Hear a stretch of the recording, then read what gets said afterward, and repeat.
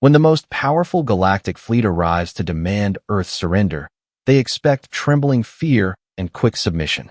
Instead, they're met with something no one predicted: human laughter. Unyielding, unpredictable, and fiercely defiant, humanity challenges the galaxy's mightiest force not just with weapons, but with humor, spirit, and unbreakable resolve. This is the story of how humans turned a potential extinction event into the start of a new era by simply laughing in the face of danger. The Galactic Council's armada was the pride of the galaxy, a fleet so vast it could blot out a star from view. Over 2,000 warships, each armed with devastating energy weapons, cloaking devices, and cutting-edge defense systems. Their purpose was to enforce the Council's will on any world that dared to defy them. When Earth's signal flared into their radar, the fleet was dispatched with a clear mission: intimidate humanity into obedience or destroy them. Yet what they encountered was unlike anything the Council expected. The fleet appeared suddenly, casting a shadow over Earth's orbit. The Council's Supreme Commander Crash stared at the holographic projection of the blue planet glowing beneath his flagship bridge. "They are primitive," he said coldly, "but defiant. We will remind them of their place."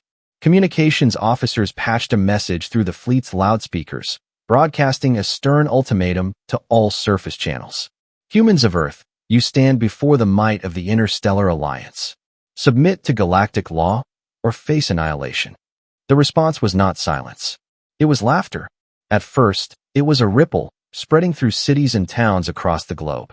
Confused officials and military leaders listened to the alien threat and heard only a chorus of chuckles and amused comments broadcast back. Humans shared jokes about the fleet, mocking its size and the seriousness of the threat. In the Galactic Council, disbelief turned to outrage. "How dare they mock us?" Crash demanded. "Perhaps they do not understand," suggested his second-in-command, a cunning strategist named Veril. "No," Crash growled. "They understand perfectly." To understand why humans laughed, the fleet deployed a diplomatic delegation to Earth's surface. Their ship landed near one of Earth's many sprawling cities, a place humans called New Chicago. The delegation was led by Crash himself, towering and armored, his four eyes scanning the crowd of humans who greeted them not with fear, but curiosity and grins. One human soldier approached, hands on hips, eyes sparkling with amusement. "Welcome to Earth. You hungry? We got hot dogs, burgers, marshmallows for roasting. Ever tried camping?" The concept baffled Crash. Camping? Food cooked over fire for enjoyment rather than necessity? It seemed primitive and reckless. Yet humans spoke with pride and joy, laughter bubbling up freely. Crash's voice was harsh. "We come to negotiate your submission. Explain your laughter." A human stepped forward, a woman in plain fatigues named Lieutenant Sarah Brooks. She smiled warmly. "We laugh because we're not afraid. Because your big guns and threats don't scare us the way you think. Because we know that strength is more than just firepower." Sarah's words stirred something in Crash. They invited the delegation to observe a human tradition, a game called football. On a grassy field, two teams clashed in a cacophony of shouting, running, and rough tackles. The aliens watched in confusion as the humans threw an oddly shaped ball back and forth, cheering and jeering. The players called it a sport, a test of endurance and teamwork, but to the aliens, it seemed chaotic and raw. "Why do you put yourselves through this pain?"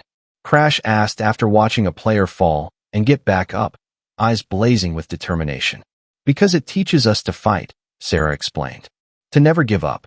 To find joy even in struggle. That's why we laugh. Because we're alive and nothing will stop us." Back on the flagship, Crash reported to the Council. "They do not submit. They do not fear us. They embrace challenge with laughter. We must reconsider." The Council was divided. Some saw humans as an interesting anomaly, others as a threat to galactic order. Meanwhile, humans had their own advantages. Their technology was not the most advanced, but their creativity was legendary. Engineers hacked alien systems with improvised tools. Pilots used guerrilla tactics and small, fast fighters that dodged and outmaneuvered larger ships. Psychologists studied alien communication and found ways to disrupt their cohesion, sometimes by playing human music or humor in frequencies that unsettled the alien crews. One human captain, Marcus Reed, was famous for leading daring raids against the alien fleet's supply lines, always with a joke on his lips. "You think this fleet can scare us? I once wrestled a grizzly bear for a sandwich back home," he said. "Try me." As months passed, the humans' laughter became a symbol of resistance. The aliens faced not just weapons, but a spirit they couldn't break. In a tense confrontation near the moon, the fleet prepared to unleash a barrage that would cripple Earth's defenses. Instead, the humans launched a surprise counterattack, their fighters weaving through the massive warships with dazzling speed and precision. They broadcast a message directly into the fleet's channels. "You think you're scary? Here's a joke. Why did the alien cross the galaxy? To get away from humans." The fleet erupted in confusion and static. For a moment, the warships faltered. Crash realized then that this battle was unlike any he had faced. Human humor, courage, and unpredictability had become their greatest weapons. The council finally agreed to send envoys for peace talks. The humans approached the negotiation table not as conquered subjects, but as equals, laughing, joking, and ready to build new alliances. Crash extended a hand to Sarah Brooks. "You fight not just with weapons, but with your hearts. It is admirable." Sarah shook his hand with a grin. "We're just getting started."